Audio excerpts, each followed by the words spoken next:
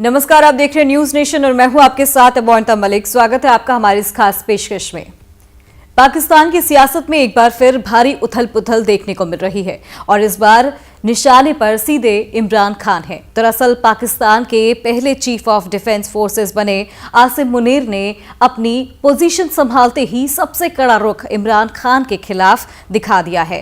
Reports साफ कह रही है कि मुनीर अब इमरान का राजनीतिक भविष्य पूरी तरह से खत्म करने के मूड में दिख रहे हैं और इसमें उन्हें प्रधानमंत्री शहबाज शरीफ का खुला सहयोग भी मिल रहा है। मतलब ये है कि सेना और सरकार एक बार फिर एक ही लाइन पर खड़ी दिख रही है। सूत्रों का दावा है कि इमरान के खिलाफ देशद्रोह का मुकदमा चलाने की तैयारी है और साथ ही पीटीआई पर भी बैन लगाने की चर्चा तेज हो रखी है। यानी पाकिस्तान की सबसे लोकप्रिय पार्टी में से एक सीधे अस्तित्व के संकट में घिरी हुई दिखाई दे रही है। सरकार का आरोप है कि इमरान ने प्रधानमंत्री रहते हुए कई राष्ट्रीय सीमाएं पार की हैं और उन पर यह भी आरोप है कि उन्होंने देश की राष्ट्रीय सुरक्षा से समझौता किया है, विदेश नीति को नुकसान पहुंचाया है और देश के भीतर अनिश्चितता और टकराव का माहौल खड़ा किया है। सबसे गंभीर आरोप यह लगाया जा रहा है कि प्रधानमंत्री रहते हुए इमरान को परमाणु नीति समेत कई बेहद गोपनीय दस्तावेजों तक सीधी पहुंच थी और अब सरकार को डर है कि इमरान का वही टकराव वाला रवैया उन जानकारियों को देश के खिलाफ इस्तेमाल होने का खतरा खड़ा कर सकता है। ये मुद्दा ही देशद्रोह के संभावित केस को सबसे संवेदनशील बनाता है और सिर्फ इतना ही नहीं बल्कि इमरान खान की सुरक्षा नीतियों पर भी सेना सवाल उठा रही है और पाकिस्तान में आतंकी घटनाओं में हाल के सालों में भारी उछाल आया है और सैन्य अधिकारियों का दावा है कि इसकी नींव इमरान सरकार के समय ही पड़ी है।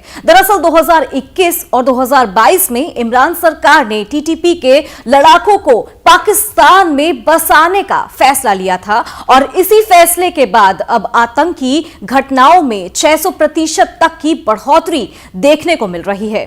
सेना इस पूरे कदम को देश की सुरक्षा के साथ सबसे बड़ा खिलवाड़ मान रही है और यह मुद्दा भी इमरान के खिलाफ केस का सबसे बड़ा हिस्सा बन सकता है। इमरान पर विदेश नीति को नुकसान पहुंचाने का आरोप भी जोड़ा जा रहा है। इमरान खान पर क्या क्या आरोप? प्रधानमंत्री रहते हुए परमाणु नीति समेत कई बेहद गोपनीय दस्तावेजों तक सीधी पहुंच, जानकारियों को देश के खिलाफ इस्तेमाल होने का बड़ा खतरा, देशद्रोह के संभावित केस को सबसे संवेदनशील मुद्दा, इमरान की सुरक्षा नीतियों पर भी सेना उठा रही है। सवाल, आतंकी घटनाओं की नींव इमरान सरकार के समय ही पड़ी। 2021 और 22 में इमरान सरकार ने टीटीपी के लड़ाकों को पाकिस्तान में बसाने का फैसला लिया। इसके बाद आतंकी घटनाओं में 600% तक बढ़ोतरी, देश की सुरक्षा के साथ सबसे बड़ा खिलवाड़, विदेश नीति को नुकसान पहुंचाने का भी आरोप इमरान खान पर है। चीन, सऊदी अरब और अमेरिका जैसे अहम साझेदार देशों के साथ रिश्ते बिगड़ने का ठीकरा भी इमरान के सर ही फोड़ा जा रहा है।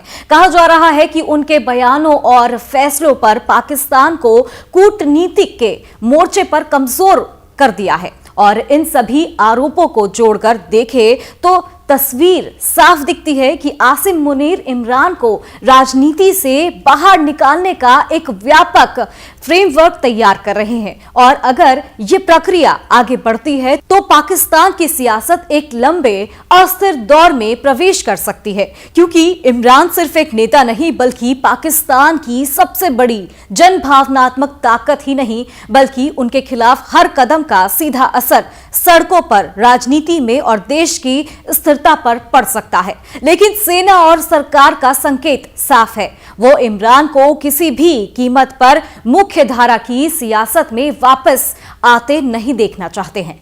अगले कुछ हफ्ते पाकिस्तान के भविष्य की दिशा तय करेंगे और ये भी कि इमरान खान एक बार फिर वापसी करेंगे या फिर उनका राजनीतिक अध्याय यही हमेशा के लिए बंद हो जाएगा। फिलहाल के लिए इस खबर में इतना ही। देश और दुनिया की तमाम खबरों के लिए आप देखते रहे न्यूज नेशन और मुझे दीजिए इजाजत। नमस्कार। आपके मोबाइल पर तुरंत आएगी ब्रेकिंग न्यूज, स्क्रीन पर सबसे पहले दिखेगी बड़ी खबर, देश दुनिया की हर खबर एक जगह। अब आपके मोबाइल पर तुरंत फटाफट तुरंत इंस्टॉल कीजिए न्यूज नेशन ऐप और रखिए खुद को अपडेट।